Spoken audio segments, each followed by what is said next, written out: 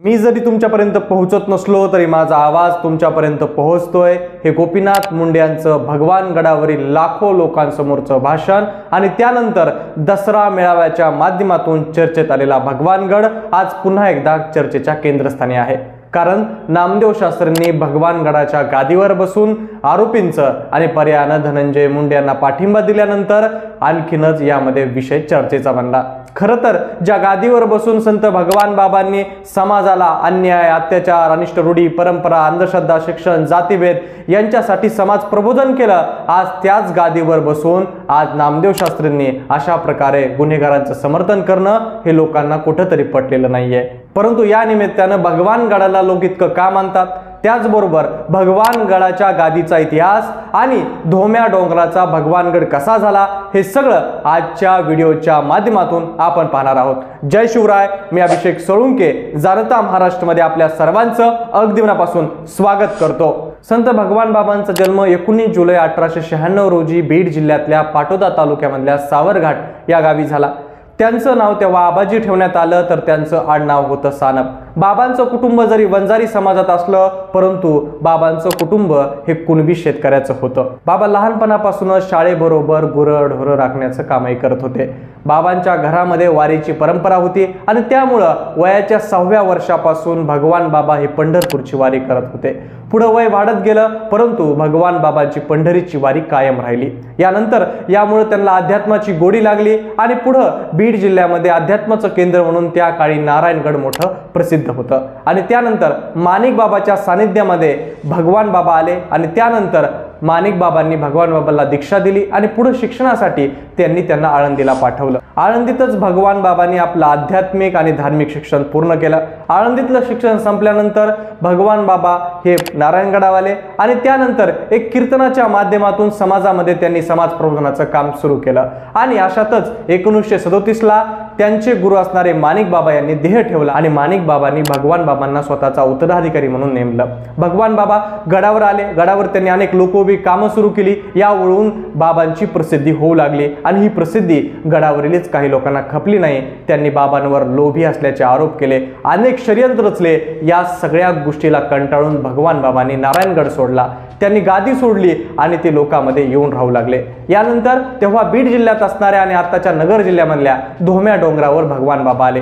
हा धोम्या डोंगर प्रचंड अस्तव्यस्त होता, जंगली दऱ्या खोऱ्यात संपूर्ण झाडा झुडपात होता, परंतु बाबांनी ठरवलं की याच धोम्या डोंगराला आता आपली करभूमी करायची। भगवान बाबांनी लोकांना गड बांधण्यासाठी आवाहन केलं, श्रमदान आणि आर्थिक मदत करण्याचं सांगितलं आणि बाबांची ख्यातीच एवढी होती की त्या काळचे लोक बाबांसाठी गड बांधण्यासाठी आले आणि विशेष म्हणजे यामध्ये लोक स्वतःच्या भाकरी घेऊन गडावर येत होते आणि मजुरीचं काम करायचे, परंतु 1 रुपया न घेता त्यांनी हे श्रमदान केलं। याचबरोबर गडाला भरपूर अशी आर्थिक मदत प्राप्त झाली होती। कित्येक महिलांनी स्वतःचे दागिने मोडून गड बांधकामासाठी लावले होते।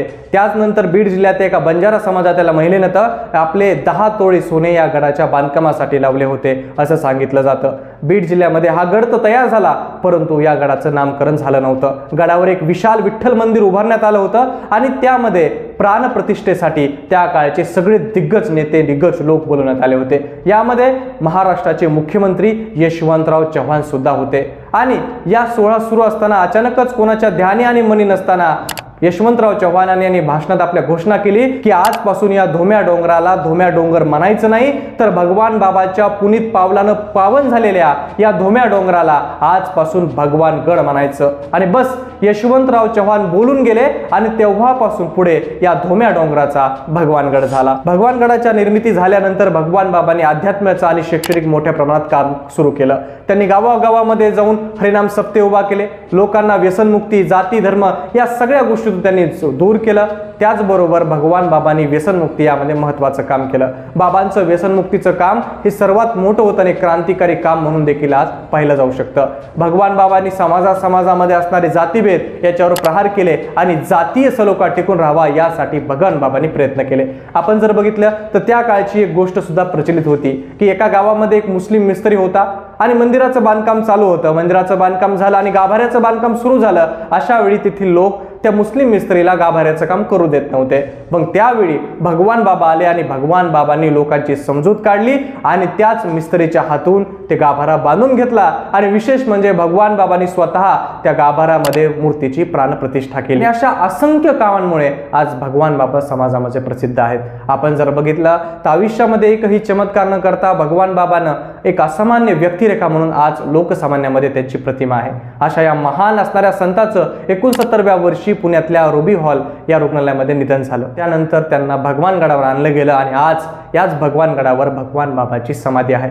आज असंख्य भक्त भगवान बाबांच्या विचारांचे अनुयायी आज गडावर येत असतात.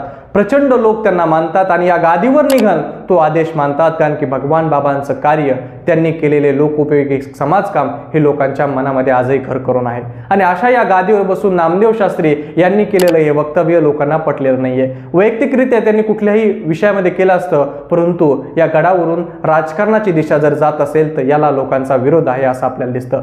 परंतु या निमित्तानं आपण भगवान गडाचा इतिहास बघून घेतला. लोकांना भगवानगड का मानला जातं हे देखील आपण पाहिलं. पण तुम्हाला काय वाटतं की भगवानगडाने आपलं आयुष्य जातीय सलोखा जपण्यामध्ये घातलं आणि आज तेच त्याचा विसर कुठतरी पडलाय का? याबद्दल आपल्याला काय वाटतं ते कमेंट करून सांगा. आणि अशाच प्रकारच्या व्हिडिओसाठी आपल्या जाणता महाराष्ट्र या YouTube चॅनलला सबस्क्राईब करा.